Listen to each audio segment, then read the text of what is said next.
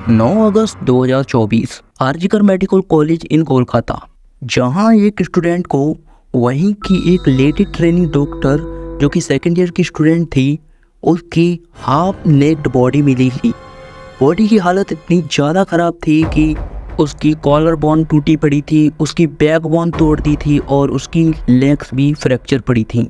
Overall full body damage कर दी थी, जिसे देखने के बाद वो स्टूडेंट पूरी तरीके से कांप उठा और उसने जाकर पूरे स्टाफ को बताया कि यहाँ ये सब हुआ है। जिसे देखने के बाद पूरा स्टाफ बहुत बुरी तरीके से डर गया कि ये हमारे कॉलेज में हुआ क्या। वीडियो के बीच में आप डिस्टर्ब ना हो, इसलिए इस बात को यहीं ख़त्म कर चलते हैं। Welcome back to the channel guys, myself Vishal and you are watching Vishal crime genre. If you like my work you can do like and subscribe my channel and also comment below the comment section. So back to the video. इन दिनों ये case कुछ ज़्यादा ही चर्चित है। लोग बाग सड़कों पर उतर रहे हैं और धरना कर रहे हैं। उन लोगों का कहना है कि क्या हम अब कॉलेजेस और हॉस्पिटल्स में भी सेफ नहीं हैं। अब मेडिकल वालों ने उस लड़की के पेरेंट्स को कॉल किया और बोला कि आपकी बेटी की तबीयत कुछ ज़्यादा ही ख़राब है, आप जल्दी से कॉलेज आ जाइए। तो उस लड़की के फादर बोले कि मैंने रात ही तो बात की है, अचानक इतनी जल्दी उसकी तबीयत कैसे ख़राब हो गई। इतना सुनते ही वो स्टाफ के मेंबर ने कॉल काट दी। तो उस लड़की के फादर बार बार कॉल करते रहे। काफ़ी देर परेशान होने के बाद, काफ़ी घंटों के ट्राई के बाद अचानक उन्होंने कॉल उठा ली और बोले कि आपकी बेटी ने अपनी जीवन लीला को समाप्त कर लिया है, आप जल्द से जल्द कॉलेज आ जाइए।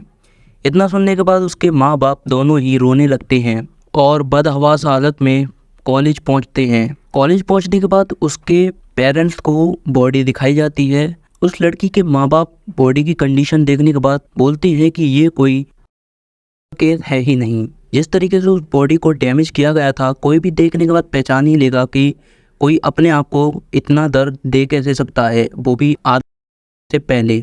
बात की गंभीरता तक जाइए और देखिए और सोचिए कि अपनी कॉलेज की इज्जत बचाने के लिए उस लड़की के जो केस है उसको छुपाने की कोशिश की जा रही थी। Thanks to all social media, ये खबर आग की तरह सोशल मीडिया पर फैल गई। वेस्ट बंगाल के काफ़ी सारे स्टूडेंट्स धरने पर उतर आए कि हमें जस्टिस चाहिए उस लड़की के लिए, और होना भी चाहिए, क्योंकि जिस तरीके से उन्होंने कोशिश की केस को दबाने की, वो बहुत ही गलत है। अब वीडियो में आगे बढ़ते हैं। अब पुलिस को इन्फॉर्म किया गया और पुलिस आई तो पुलिस ने उस लेडी डॉक्टर के पेरेंट्स से पूछताछ की, जिसमें उन्हें पता चला कि उसकी मां ने रात 8 अगस्त की रात को उस लड़की से बात की, जिस बातचीत के दौरान उन्हें उस लड़की ने बोला कि मेरा लास्ट राउंड है, एक बार मेरे को लास्ट बार चेक करना है, किसी मरीज को वो चाहिए तो नहीं, कोई दवाई या फिर कुछ और। माँ ठीक है, फिर मैं कॉल काट रही हूँ। इतना बोल के उसने कॉल रख दी। राउंड से आने के बाद करीबन वो 2 बजे फ्री होती है और वो सीधा खाना खाने चली जाती है। उसके 2 जूनियर भी होते हैं। वो उनसे पूछती है क्या तुमने भी खाना खाया?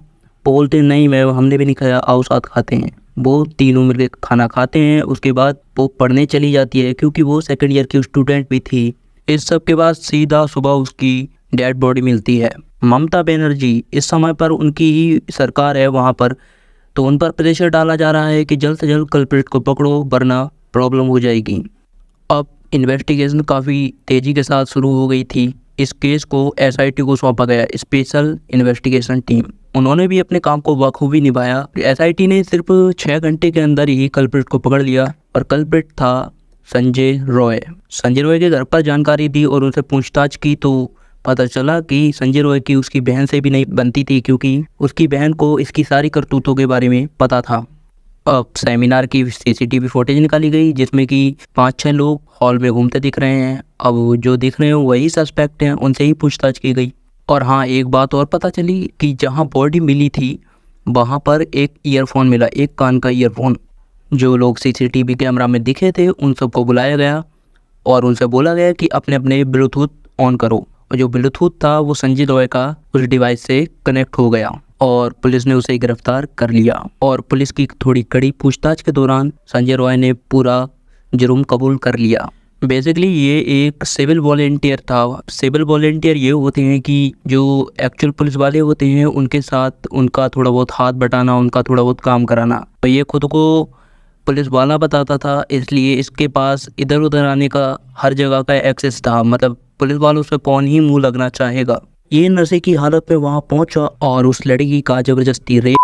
उसके बाद इस हैवान ने उस लड़की का बहुत ही बुरी तरीके से, रिपोर्ट में बताया गया है कि उसकी आंखों से ब्लड आया, उसके प्राइवेट पार्ट से ब्लड आया, यहाँ तक कि उसका होठ भी कटा हुआ था, उसकी लेग्स फ्रैक्चर थी, उसकी बैकबोन फ्रैक्चर थी। इस हैवान ने उसकी पूरी बॉडी को तहस नहस करके रख दिया था। वहाँ के जितने भी स्टूडेंट हैं, जितने भी नर्सेस वगैरह हैं, वो सब यही बोल रहे हैं कि हमें जस्टिस चाहिए और इस हैवान को जल्द से जल्द इसके किए की सज़ा मिलनी चाहिए। आपकी इस पर क्या राय है, आप हमें कमेंट में ज़रूर बताना। और अगर आपको मेरा काम अच्छा लग रहा है तो वीडियो को लाइक करिए और हमारे चैनल को सब्सक्राइब जरूर करें दोस्तों। इसी के साथ मैं लेता हूँ आपसे विदा, मिलता हूँ और किसी नई क्राइम वीडियो के साथ। तब तक के लिए बाय बाय।